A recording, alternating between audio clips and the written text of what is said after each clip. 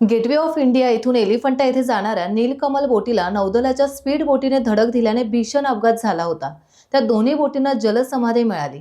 या दुर्घटनेत 35 प्रवाशांचे प्राण वाचवणारे देवदूत आरिफ बामणे यांचा महाराष्ट्र नवनिर्माण सेनेचे राज्य सरचिटणीस ॲडव्होकेट वैभव खेडेकर यांनी त्यांच्या निवासस्थानी भेट देऊन त्यांच्या या धाडसी शौर्याचे कौतुक केले आहे। यावेळी वैभव खेडेकर यांनी 3.5 वर्षे चिमुकलीला जीवदान दिल्याचं विशेष कौतुक आहे आणि तुम्ही कोकणी माणूस असल्याचा अत्यानंद होत असून हे माझ्या कोकणासाठी अभिमानास्पद असल्याचे उद्गार ॲडव्होकेट खेडेकर यांनी काढले। आमचे आरिफ बामणे आहेत, जे परवा गेटवे ऑफ इंडिया आणि एलिफंटाच्या मध्ये जी दुर्घटना घडली त्याच्यामध्ये एक देवदूत म्हणून त्या ठिकाणी धावून गेले आणि अनेक लोकांना त्या ठिकाणी त्यांनी वाचवलं। 30 ते 35 लोक या अवलियांनी या आमच्या आरिफ भाईंनी त्या ठिकाणी वाचवली। या 35 लोकांमध्ये सर्व धर्मातले लोक होते आणि असा हा देवदूत सगळ्याच लोकांना वाचवणारा हा माझ्या कोकणातला आहे, आमच्या दाभोळचा आहे आणि याचा मला सार्थ अभिमान आहे। आणि म्हणून मी आज त्याच्या मुंबईच्या घरी मी आलो।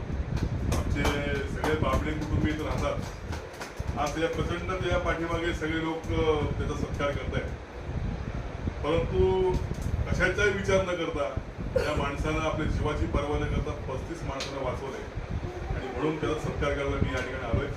असेच लोक या सगळ्या आपल्या आयुष्यामध्ये जन्माला यावी आणि त्यांनी समाजाची सेवा करावी यासाठी मी या आरिफला शुभेच्छा द्यायला आलोय आणि आरिफच्या आयुष्यामध्ये त्याच्या माध्यमातून अशाच पद्धतीचं समाजकार्य सुरू राहो, जे आमच्या कोकणच्या मातीमध्ये समाजकार्य आहे ते त्याच्या अंगामध्ये आहे आणि ह्याचं समाजकार्य सुरू राहावं अशी मी त्याला अल्लाह ईश्वरासाठी प्रार्थना करतो। आम्ही इथं ड्युटीतून येत होतो मुंबईकडे 5.5 नंबरचा आपल्या बोटला होती।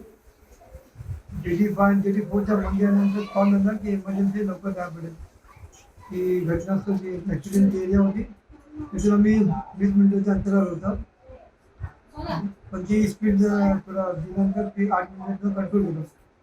त्या 8 मिनिटांना जायच्या पहिले आम्ही थोडे बँकेकडे रेडी होतो।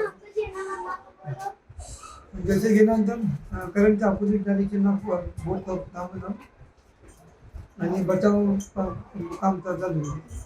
रेस्क्यू ऑपरेशनला झाल्यानंतर पहिले टार्गेट हिट होतं की जो क्लोज असेल ना त्याला पहिले आम्ही रेस्क्यू करू, मग अशाच करून रेस्क्यू केलं। ते नदी क्लोज होते त्याला पहिले रेस्क्यू केल्यानंतर मग स्पोर्ट थोडं साबड फोन म्हणतात तुमच्या बाजूमध्ये जेवढे पण मात्र होते आमच्या पॉसिबल होते तेवढा आम्ही रेस्क्यू 25 जणांचा रेस्क्यू। टाइम्स डिजिटलला लाईक करा, शेअर करा, सबस्क्राईब करा आणि बेल आयकॉन दाबायला विसरू नका। Times digital.